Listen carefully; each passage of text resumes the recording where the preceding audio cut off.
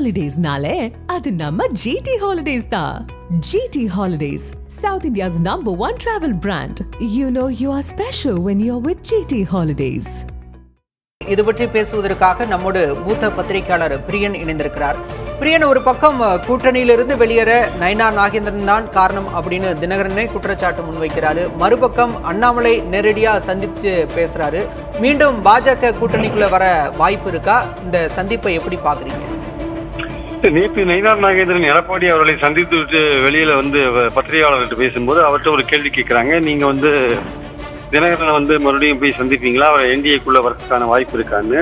அதுக்கு அவர் தெளிவா சொல்ற, நீங்க அதை அவங்க கிட்ட தான் கேட்கணும் அப்படின்றார். அப்போ இதுக்கு முன்னாடி அவர் என்ன ஸ்டாண்ட் எடுத்தார் நயினார் நாகேந்திரன்? நான் போய் தினகரனை பார்ப்பேன், ஓபிஎஸ் பார்ப்பேன், அவர்களை கூட்டணிக்கு கூப்பிடுவேன்னு சொன்னவர் நேற்று பேசும்போது அவர்களைத்தான் கேட்க வேண்டும் என்று சொல்லிவிட்டார். இதுல இருந்து ஒரு விஷயம் என்ன தெளிவா இருந்ததுன்னா, அமித்ஷாவை எடப்பாடி அவர்கள் பார்த்து விட்டு வந்த பிறகு பாத்தீங்கன்னா எடப்பாடியோட முடிவு என்பது தினகரனையோ அல்லது ஓபிஎஸ்ஐயோ என்டிஏ கூட்டணியில் சேர்க்கக்கூடாது என்பதுதான் அவருடைய எண்ணம். ஸோ அந்த எண்ணத்தின்படியில் தான் நயினார் நாகேந்திரன் எடப்பாடியை பார்த்த பிறகு அதை பத்தி ஒரு தெளிவான பதில் சொல்லாம அவர் என்ன பண்ணிட்டாரு, முன்தின ஸ்டாண்டுக்கு மாறுபட்ட ஒரு நிலைப்பாடா அவங்களதான் கேட்கணும்னு சொல்லிட்டார். இந்த சூழல்ல இதை பத்தி இந்த கூட்டணி கட்சிகளை சேர்க்கிறதோ இல்ல கூட்டணியை பத்தி விஷயங்களை பேசுறதோ எடப்பாடி சொன்ன மாதிரி ஒண்ணு எடப்பாடி பேசணும், இல்ல இவர் அமித்ஷா பேசணும்னு எடப்பாடியே சொல்லிட்டார். அப்போ இந்த கூட்டணி சம்பந்தமா குறைஞ்சபட்சம் யார் பேச முடியும்னா தமிழ்நாடு பாஜக நயினார் நாகேந்திரன் ஓரளவுக்கு கூட்டணியை பலப்படுத்துறதுக்கான ஒரு முயற்சிகள் இறங்கலாம். ஆனா இதுல அண்ணாமலை எப்படி இதுல தினகரனை போய் பாக்குறாரு அப்படின்ற ஒரு விஷயம் இருக்கு. நயினார் நாகேந்திரன் தான் மாநில தலைவர், அவர் போய் பார்க்கலாம்.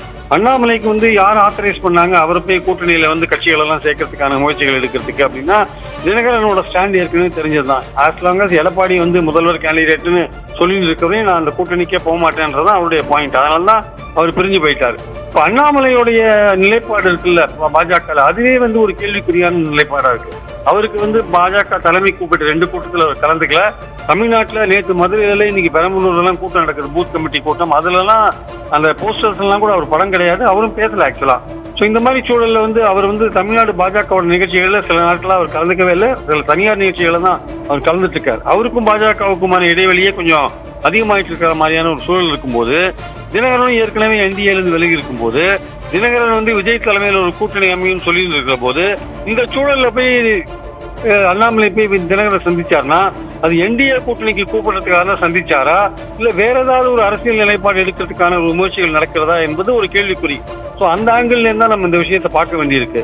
என்டிஏல தினகரனை சேர்க்கறதுக்காக அண்ணாமலை போனார் என்ற ஒரு வாதம் வச்சா கூட அதுக்கு அவருக்கான அதிகாரத்தை யாரு கொடுத்ததுன்ற ஒரு விஷயம், அப்புறம் அண்ணாமலையோட தற்போதைய நிலைப்பாடு, இதெல்லாம் பார்க்கும் பொழுது தினகரனை அவர் சந்தித்தது என்பது தமிழ்நாட்டு அரசியல்ல வேறொரு நிலைப்பாட்டுக்கான ஒரு பூர்வாங்க வேலையோ அல்லது முன்னெடுப்பு நடக்கிறதோ என்கிற ஒரு சந்தேகத்தை நமக்கு தோற்றுவிக்கிறது.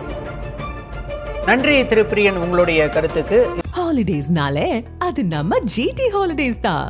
GT Holidays, South India's #1 travel brand. You know you are special when you're with GT Holidays.